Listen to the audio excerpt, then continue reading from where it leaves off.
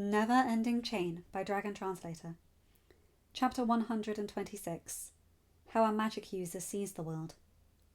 Hiccup became aware of the pain first. An ache resided behind his eyes, abating only because he kept them closed. Without conscious thought, he used his other senses to determine his surroundings, just as Mrs. Hofferson and Gita had taught him. His nose detected the smell of bearskins, especially those his father used to give his bed privacy from the rest of the house. Warmth enveloped him, and he heard the low crackle of the fire pit, though it was close. He was in his house, and apparently upon the floor, lying on his father's bearskins. A weight pressed into his right side, and by the regular breast that tickled the hair on the back of his ear, he suspected Sharpshot was asleep on him. A solid form gave him a backrest, and he knew it was toothless. The Night Fury never knew he made soft warbles in his sleep. Hiccup relaxed, despite the ache in his head. His brothers often slept close, or upon him as winter set in. They had never fallen asleep on the floor of the house, though. Usually, Hiccup dragged furs to the rock slab Toothless used. Dragons were vastly better at keeping someone warm than a threadbare sheepskin. Hiccup winced as a paw twitched and connected with the top of his head, though not harshly. It would seem another dragon curled around his head. Hiccup cast his thoughts back, wondering if another snowstorm caused this. Then someone shifted, and he realized he was holding Astrid. He cracked his eyes open. She had slept in his arms before, during the week the snow had kept them in the Great Hall, and during their time at the hatching nest. She had never once stayed in his house. Never even came over unless there was an adult, human chaperones within touching distances.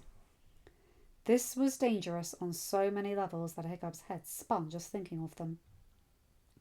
Most of the tribe stood behind him now, since the Red Death battle, and the fact that the dragons obeyed him and aided to defend the village and the island. There were some who were not happy.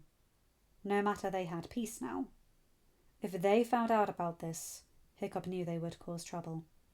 "Sleep," a voice somewhere behind Astrid whispered. "The sun is not up yet."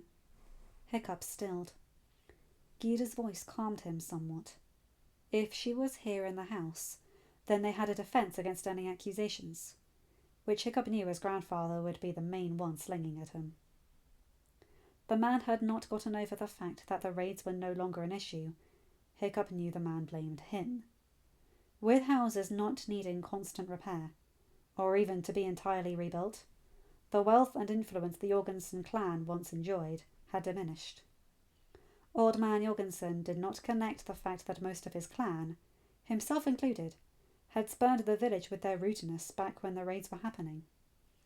Now that the Hofferson name was cleared of the honour taint, the village looked to Finton for repairs and building purposes, and had found a far kinder and politer person to deal with. Hiccup knew his own status of hero of Berk and heir to Berk irked his grandfather. The man had never made it a secret before, and still did not keep it a secret now, that he felt Snotslout should hold those titles. The old man also made it a point to still tell everyone that Hiccup could never keep the dragons in line. Not like Snotlout could. Hiccup knew this was because every dragon made a point to tell Hiccup what the man said. They did not understand why the man was allowed to voice these opinions about their alpha, but they agreed to let him be because Hiccup asked. They did make a point to tell Hiccup their agreement never included them not keeping an eye on the man and reporting every word he said and everything he did. Hiccup knew what the man would say of Astrid being in his house and in his arms if Gita was not present. Yet, her presence, even Astrid's presence, in his house confused Hiccup. He tried to replay the events of yesterday, his brain finally awake enough to remember the outcasts' invasion attempts. His heart dropped. He had killed Bear's Pit after the man hit Gita's barrier and been burned the magical fire coating it. Hiccup remembered nothing more, but was certain he must have fainted. A knot of shame bloomed within him. The power that coated his voice rose, and the thing that flared whenever he flew on Toothless joined the power, both protesting. He ignored both. He knew what happened, and why Astrid and Gyda were in his house, why Toothless and Moondust laid in a circle around he and Astrid, and why Sharpshot and Sneaky slept upon him and Astrid. Old man Jorgensen had his proof of Hiccup's inability to lead, even without seeing Astrid in Hiccup's arms. A Viking chief, a true Viking chief, did not panic and faint upon killing a man. Hiccup knew Astrid and Gyda must have dragged him into the house to mediate the fallout, but the damage was already done. Hiccup closed his eyes against the sting of tears. He had failed. He had shown cowardliness. He had messed up everything and disappointed those who cared about him. He had brought shame to his father and to the tribe. Again. Something solid cracked against his real foot. He yelped. Sharpshot sprang up, snarling. Toothless, Sneaky and Moondust leapt to their paws, also snarling. Hiccup saw Astrid's eyes snap open. Before he could speak, she yanked him close, half laying on top of him, placing herself between him and whatever danger the dragons were reacting to. If his heart was not breaking up after his realization, Hiccup would have smiled at her loyalty. Now he felt worse than the dirt stuck to the bottom of someone's boot. Her loyalty would result in dishonor. The Hofferson name would once again be shamed by something that was not their fault. Go thee! Hiccup blinked at the force of his father's shout and the annoyance behind it. Hiccup be needed his rest! Why you wake him? Why you hit him? Ain't he suffered enough? Hiccup heard something shuffling and then heard Gobber's voice. She said the lad be thinking ill thoughts in ne'er listening to Gyda and getting his rest. Gobber sighed. Nothing new there, sadly. The man continued. Boys always assuming the worst at times. Can't you blame him after all he'd been through? The man paused, sighing again. All we put him through. Hiccup, Astrid began, lifting slightly to stare down at him. What are you thinking ill of? Hiccup shrunk back, shoulders trying to hunch in close. Astrid's arms became iron and would not let him. Hiccup, she prodded gently. Hiccup grunted, knowing she would not let it go, knowing he would have to tell her. I know I messed up. Again. He whispered. I know I panicked and fainted. I know you will put me in it so the tribe didn't have to see that coward would not deal with killing a man. That caused 4 dragons to roar, and Hiccup knew they were sounds of protest. It earned him another crack to his foot by Dorothy's staff. You are no coward! Astrid snarled, and the humans not close to him screeched. To his everlasting surprise, it was Toothless's sister up in the rafters that came to his defence. Yelling at him won't make the situation any better. He was unconscious. He does not know what happened. Stop shouting and let someone explain before you have the entire nest trying to stick their muzzles into this den. Everyone stilled and went quiet. Toothless's sister made a pleased-sounding warble, something Hiccup did not need the common tongue to translate. He heard it enough from Toothless whenever the Night Fury was right about something, or won any argument. Young Alpha that my brother follows, she began before anyone could speak. You are far from being a coward.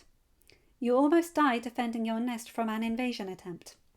That is why you are in this den, and all these dragons and humans are here with you. Hiccup felt Astrid jerk and heard her tear-choked whisper. It's true. What? Huh? Gyda moved to stand behind Astrid, staring down at them. Do you remember that barrier Bear's Pit ran into, and the fire that burned him? She asked. Yes, Hiccup said slowly. If you think I'm mad that you did that in front of everyone, I'm not. You protected Astrid. Gyda smiled softly and shook her head. I didn't make it. I wasn't close enough. You made it. Huh? Wait, what? No! How? Huh? Close your eyes, Gita said. Hiccup frowned. Gita snorted. Close your eyes. Hiccup huffed, but did as she asked. That power in you that coats your words, and the one that rises when you fly on Toothless, Gita began. Do you feel them? Yes, Hiccup answered, not sure where the mage was going with this, but if it answered his questions, he would play along. Is there something else there with them now? Hiccup frowned. That made no sense. Why would there be anything else? Hiccup did not want anything else. He was still trying to get used to the first two, though he loved the second over the first due to it coming to bear whenever he was with Toothless. He felt something shift within him. Warmth flooded him. Warmth that had nothing to do with the fire pit or the dragons, though how he understood that, he did not know. He gasped as something caught his attention, though his eyes remained closed. A ball of light pulsed, clear as anything he had ever seen, and flashed multiple colours and sensations. Icy blue like Frostfire's scales held a biting cold that all in Burke would soon feel when devastating winter crashed upon the island. Fiery red like the lava the Red Death's lair burned, but left no pain or scars. Bluish purple that reminded Hiccup of Toothless's breath attack crackled with the power of thunderstorms that rushed across the island in the spring and the short summer. A deeper black than the deepest of shadows held the secrets of the night. A blue-green that calmed Hiccup and held the serenity of the waves, softly lapping against the shores of the pond of the cove. Hiccup groaned, rolling away from everyone and everything, as more colours and sensations from the ball of light threatened to drown him. Open your eyes! He jerked at Gita's commanding tone, the same one she used when teaching them karate. His eyes snapped open. His jaw dropped. He saw the same ball of light as he stared at the mage, but this ball flashed blue, red, black, and the bluish purple. Look to Toothless. Hiccup shifted, obeying Gita's command without thought. He gasped. His brother also held a ball of light, but the one seemed to reside in Toothless's throat instead of his head, as Gita's ball of light did. Toothless's also flashed, but just one colour, bluish purple. Toothless's sister's ball of light also flashed the bluish purple. Hiccup looked down, finding Sharpshot sitting, instead of standing, upon him. Sharpshot also held a ball of light lodged in his throat, but this one flashed red. Oh! Hiccup whispered. This, Gita replied, her voice low and holding a great deal of awe, is what the world looks like to those who can wield magic. Hiccup's gaze moved back to her. I'm a mage? He asked softly, worriedly. No, she answered, and he felt hope, until her next words crushed that hope. Not yet. Hiccup slumped back against the bearskins, as every dream he had ever entertained about making his father proud of him crumbled into dust. End of chapter. Hi guys, hope you enjoyed this one. So, mixed bag. I love the way the powers are described, especially with the dragon's magic being in their throats because of their breath attacks. Very, very cool. But again, relating to Hiccup here, that is catastrophizing right there, jumping to the worst conclusion and letting it spiral into worry. But this is why he has his family around him to snap him out of it. Honestly, this is one of the reasons I kind of like Asteroid's shoulder punches. She doesn't do it nearly as often as she did to begin with, but occasionally he does need a little, hey, wake up, you're not like that. Sometimes you do need that.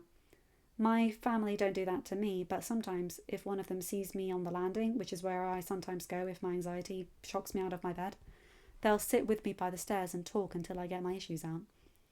Anyway, you guys know the drill. Like, comment and subscribe and hit that bell to get notified whenever I upload a new video. Have a good day, night, or whatever time zone you're in. Bye my guys, gals and albino pals. I'll see you in another video. Take care.